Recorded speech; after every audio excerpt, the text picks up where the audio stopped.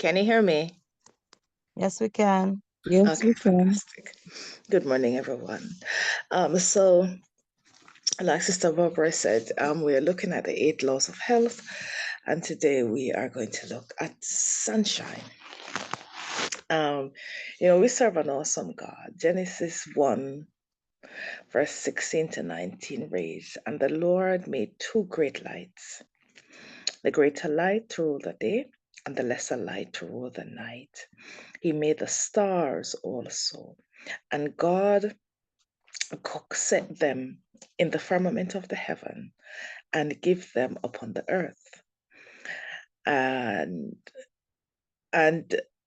verse 18, um, and gave them upon the earth to rule over the day and to rule over the night, and to divide the light from the darkness.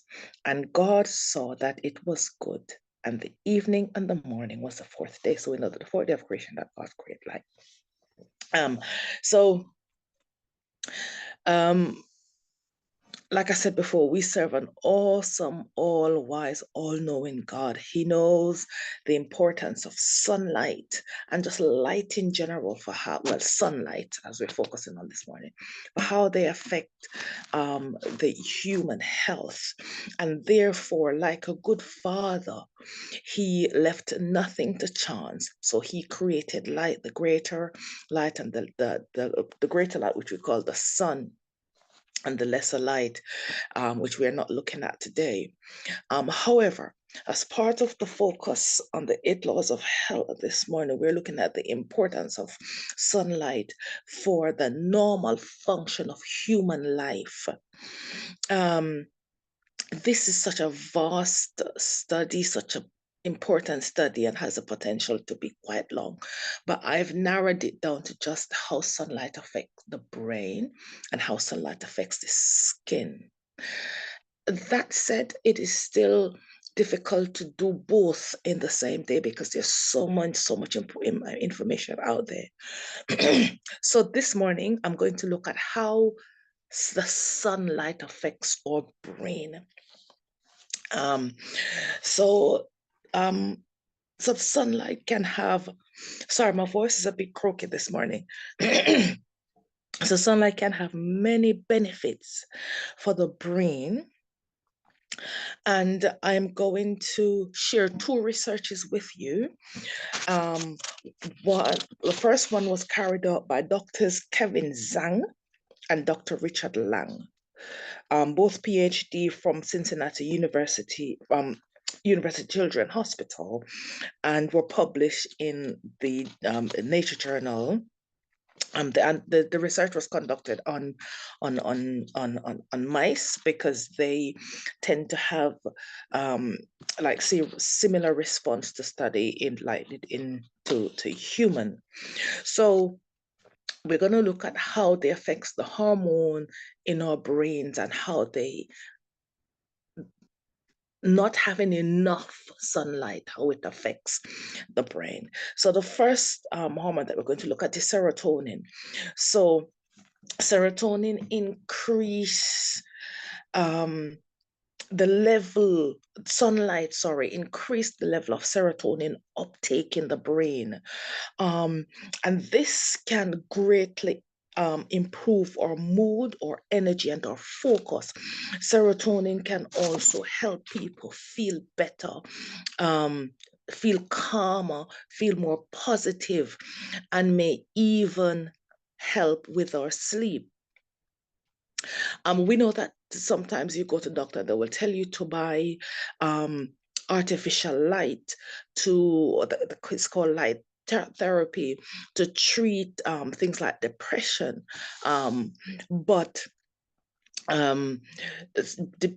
depression, which we also know, which is also known as seasonal affective disorder.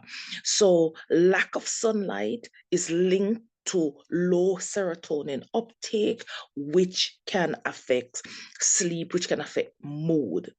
So we know melatonin, which is the next one, sunlight helps the body to protect produce melatonin, which is a chemical that helps you fall asleep. And I will just put a plug right here. I know that some of us need think we need to have a light whilst we sleep, but the more exposure to light that we have, artificial light bulb that we have in our homes, the more exposure we have to those, the less serotonin our brain produces. And whilst we may sleep, we're not getting the deep REM or rapid eye movement sleep, which is a sleep that gives you restfulness. So you're awake the following day feeling like you have gone to bed. So the next hormone that sunlight have direct effect on is endorphin. So it may, and endorphin trigger the skin cell, sunlight trigger the skin cells to produce endorphin. And you know endorphins, you hear it talk about many times. It is known as one of the feel good hormone. Sunlight also affect cognitive performance. So you find that when you work near a light filled window, especially now in the summertime, and now if you look at people as the sun comes out and people's mood change, people who would never say hello to you are saying hello to you, people who would never engage you in a conversation will just speak to you. That's because sunshine helps people to just naturally feel better. So it improves cognitive performance or mental health condition. So sunlight exposure in patient room in hospital has been shown to help patients recover because sunlight reaches deep into the brain and it plays an important role in metabolism. So, a multi institutional team of scientists led by Richard Lang and Dr. Zhang from the Cincinnati University Hospital. And this was, like I said, it was published in the journal of, in the Nature Journal. They conducted study on mice on certain neurons inside the brain that express a protein called opsin 5, which can detect a specific wavelength of violet light. So, like, they talk about ultraviolet ray. And ultraviolet ray today is purported to be a bad thing, but it is not a bad thing. You need some amount of ultraviolet ray to help you to feel better. So the study was conducted on the neuron, and those neurons that it was conducted on, in those neurons, they send signals to the sunlight sends signal to those neurons to influence a number of body function, including metabolism. Sometimes you find yourself lacking in luster, lacking in the energy to do what you want to do. It could very well be because you are not having enough exposure to sunlight. And for those of us who live in cold countries like here and some places in America and other parts of Europe, we know that a lot of people suffers from seasonal affective disorder. So those discovered that explore another way that sunlight affects human health. This has far-reaching implication that could affect the way people with metabolic disorder are treated. And we know metabolic disorder is things like diabetes and high blood pressure and high cholesterol, things that these are like, it's a group of lifestyle diseases that they're classified as metabolic disorder.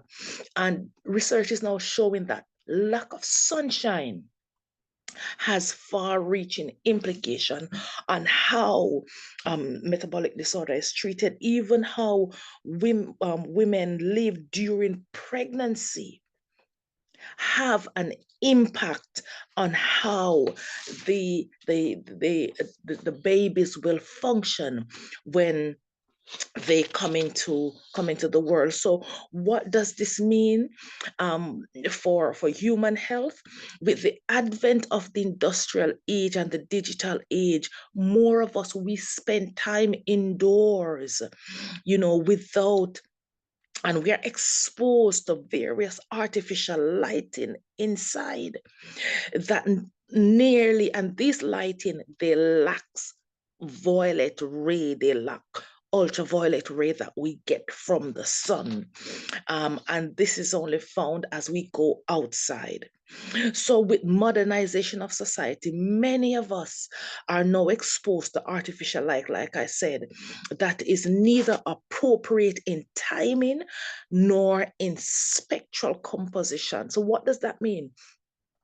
Because we are indoors 24 hours a day, some of us, we're not exposed to ultraviolet ray, we're not exposed to the sun, and therefore our brains are not like in sync with our wake time and know, okay, fine, it's time to be awake now. It so I need to produce a certain hormone at this time. Oh, the sun has now gone down, so I need to produce a certain hormone at this time. So because we spend so much time indoors with artificial light, our brain works out of sync, and you find that your circadian rhythm is affected by the lack of exposure to sunlight. I hope you can relate to some of what I am saying.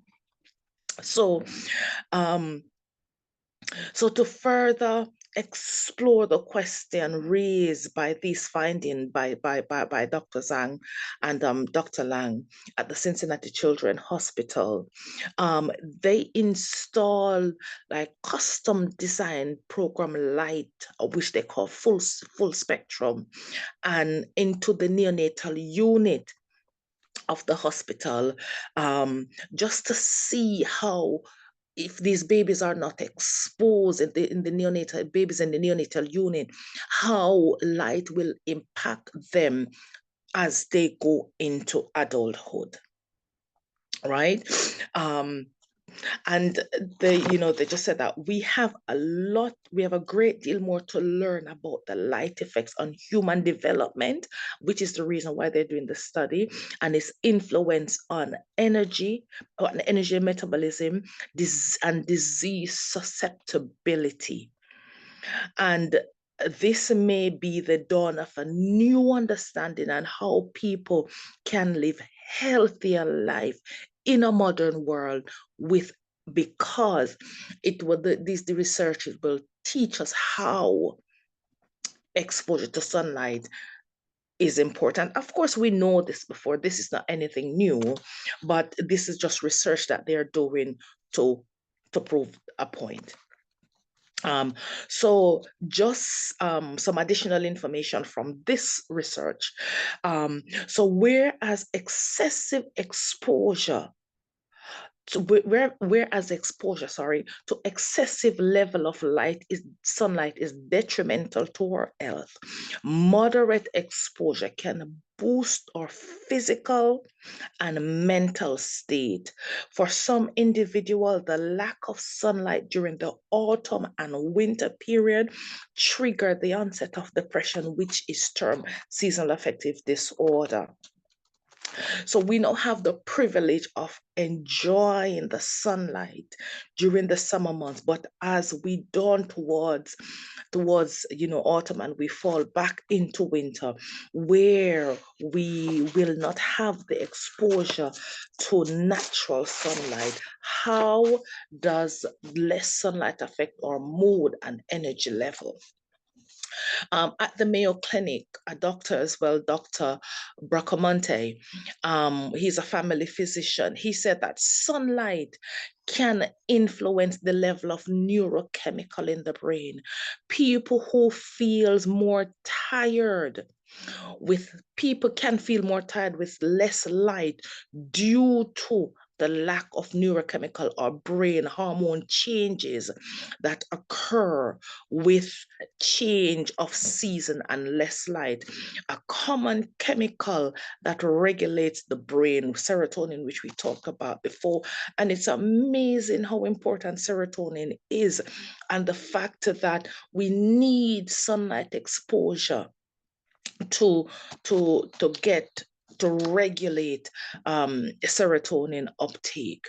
So the conclusion to that is that they said that if we get sunlight, get plenty of exercise, and we know the government guidelines, but that is government. It's a guideline for a purpose when it comes to exercise.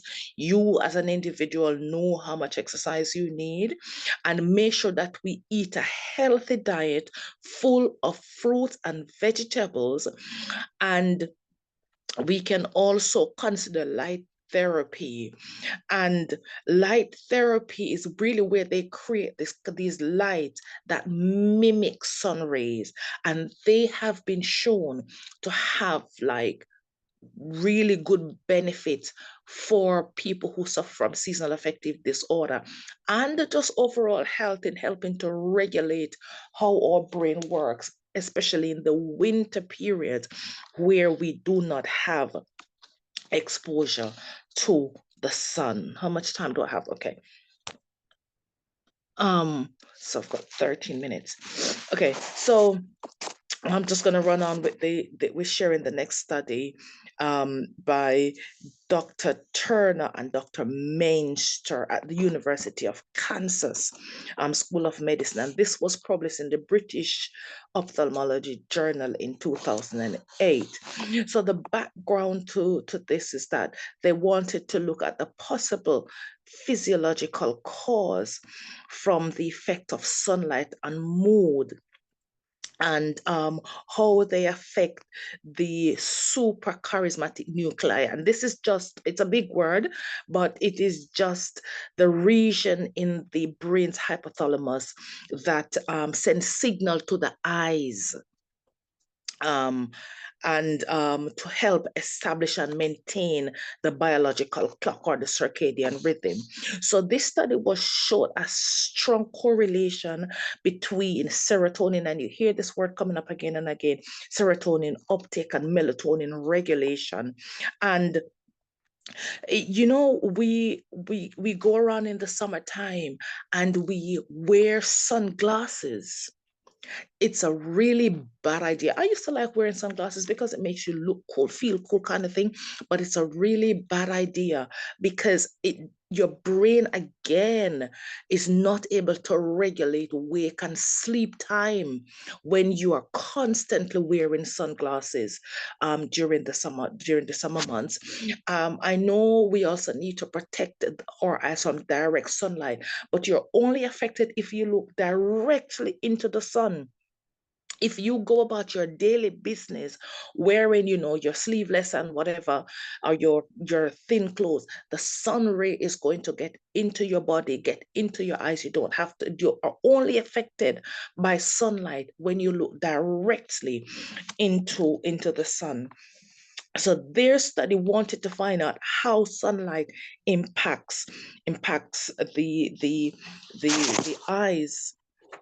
Um, so so so they find that because, like I said before, people walk around in the summer month in sunglasses, that there is a direct correlation with the brain not getting the eyes not getting exposure to the sunlight. And we talk about we talk about the supra charismatic nuclei, which is part of the hypothalamus, that sends direct message to the brain and control our body clock. So when, in essence, they're saying when we walk around in the summer months in sunglasses, in effect, we are telling our bodies during the daytime that it is sleep time. And when we go to bed or at night, when we take the sunglasses off, go to bed, turn the light off, our brain was already in rest mode because we have been telling our brain throughout the day that this nighttime. So when we go to bed at night, we can't sleep because our circadian rhythm is out of sync.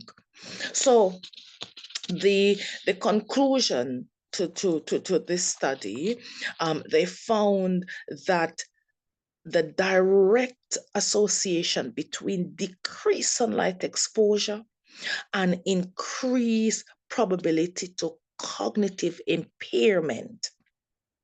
This study was the first to examine the effect of a 2-week exposure to sunlight. So, in a sense, the subjects were exposed to direct sunlight for 2 weeks. To see how sunlight affects the brain just over this 2 weeks period.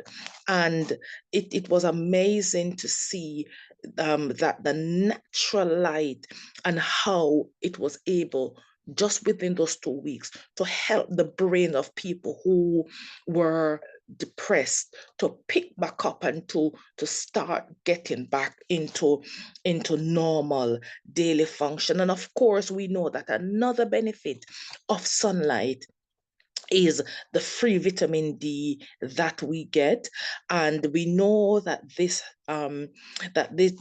is the major source and an important nutrients that act as a catalyst for many other functions in the body, because we know that vitamin D help with calcium uptake, and we know that it helps to catalyze vitamin K.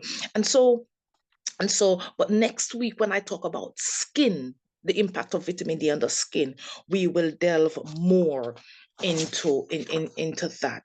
So this is a lot to say. I've got 8 more minutes, and there's so much more that I could say.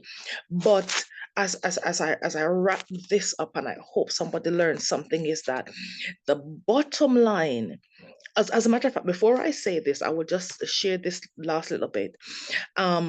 So what as we age, we find that the body is not able to uptake vitamin D as well through the eyes, to uptake sunlight through the eyes as we are able to when we are younger. So they found that people age 65 and over, because this age group is more prone to cataract and glaucoma and inflammatory diseases, that these people are more prone to low vitamin D, and to not uptake sunlight as effectively as we are when we are younger. And so the advice for these people, and for everyone really, especially people of color, is to take some amount of vitamin D. So, like I was saying, the bottom line is that the sun can help the brain with so many functions, and these can help to improve our nervous system. They improve and affect hormone regulation. They improve and affect muscle function.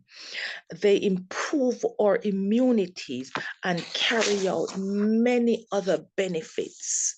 So please make the effort to get as much healthy being the operative word here, get as much healthy exposure to the sun now that we are in the summer months. And as you do so, I pray that the SON of righteousness will shine in your heart. And I wish for you a blessed day. Thank you.